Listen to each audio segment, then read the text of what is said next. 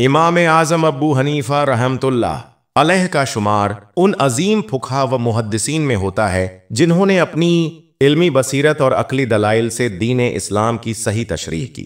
आपके दौर में मुख्तलिफ फ़िरके और नज़रियात राइज थे, जिनमें से एक दहरिया का फ़िरका भी था जो खुदा के वजूद का इनकार करता था और कायनात को अजली और अब्दी मानता था। ये लोग किसी खालिक, किसी रब, किसी मुदब्बिर के कायल न थे, बल्कि इनका दावा था कि ये दुनिया खुद ब खुद बनी है और खुद ही खत्म हो जाएगी। एक बार एक मशहूर दहरिये ने इमाम अबू हनीफा को मुनाजरे का चैलेंज दिया, जिसका मकसद ये साबित करना था कि कायनात का कोई खालिक नहीं है। इमाम अबू हनीफा ने इस चैलेंज को कबूल फरमाया और मुनाजरे का वक्त और जगह मुकर्रर हो गई। जब मुकर्रर वक्त पर तमाम लोग जमा हो गए, अहले इल्म, आम लोग और वो दहरिया अपने पैरोकारों के साथ मुनाजरे के लिए मौजूद था, तो सब इमाम अबू हनीफा का इंतजार करने लगे। लेकिन इमाम अबू हनीफा मुकर्रर वक्त पर तशरीफ न लाए। लोग हैरान थे और दहरिया ने तंजन कहना शुरू कर दिया कि देखो, तुम्हारा इमाम डर गया है, उसे हकीकत का इल्म हो गया है, इसलिए वो भाग गया है। उसकी बातों से मजमा में चहमगोइयां होने लगीं। कुछ देर बाद इमाम अबू हनीफा तशरीफ लाए। उनके चेहरे पर इत्मीनान और एक खास वकार था, जैसे उन्हें कोई परवाह ही ना हो। आते ही उन्होंने ताखीर की वजह बयान की। आपने फरमाया, मुआफ कीजिएगा, मुझे आने में कुछ ताखीर हो गई और इसकी वजह यह थी कि मैं आज उस दरिया के किनारे से आया हूं जो हमारे शहर और मुनाजरे की जगह के दरमियान हाइल है। जब मैं दरिया के किनारे पहुंचा तो मुझे कोई कश्ती नजर नहीं आई जिससे मैं दरिया उबूर कर सकूं। मैं इंतजार करता रहा और फिर अचानक मेरी हैरत की इंतहा न रही जब मैंने देखा कि दरिया में लकड़ी के तख्ते खुद ब खुद जमा होना शुरू हो गए और वो खुद ब खुद जुड़ते चले गए। फिर उनमें कीलें खुद लग गईं और थोड़ी ही देर में एक मुकम्मल कश्ती खुद ब खुद तैयार हो गई।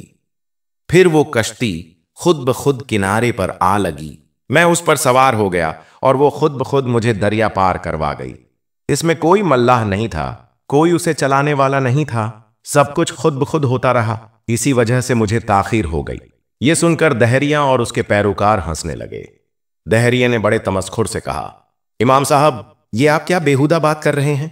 क्या कोई होशमंद शख्स ऐसी बात पर यकीन कर सकता है कि लकड़ी के तख्ते खुद ब खुद जमा हो जाएं, उनमें कीलें खुद लग जाएं और एक पूरी कश्ती खुद ब खुद बनकर चलने लगे?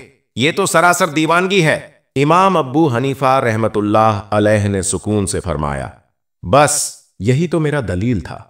जब तुम एक छोटी सी कश्ती के बारे में यह मानने को तैयार नहीं हो कि वो खुद ब खुद बन सकती है, बगैर किसी बनाने वाले, किसी बढ़ई के, बगैर किसी मल्लाह के खुद ब खुद चल सकती है, तो तुम इस इतनी बड़ी और मुनज्जम कायनात के बारे में कैसे ये दावा कर सकते हो कि ये खुद ब खुद वजूद में आ गई, खुद ब खुद चल रही है और इसका कोई खालिक, कोई बनाने वाला, कोई चलाने वाला नहीं है?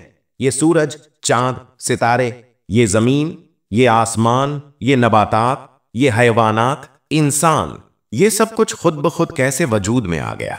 क्या एक मुनज्जम चीज बगैर किसी मुनज्जम करने वाले के हो सकती है? इमाम अबू हनीफा के इस मुदल्लिल और अकली इस्तिदलाल ने दहरिये को लाजवाब कर दिया। वो कोई जवाब न दे सका और अपना सर झुका लिया। मजलिस में मौजूद तमाम लोगों पर इमाम साहब के दलीलों की सच्चाई वाज़ेह हो गई और वो दहरिये के बातिल अकायद से ताइब हो गए। इस वाक़े ने इमाम अबू हनीफा की गैर मामूली जहानत, हिकमत और अल्लाह ताला के वजूद पर उनके पुख्ता यकीन को साबित किया और बहुत से लोगों के ईमान को मजबूत किया।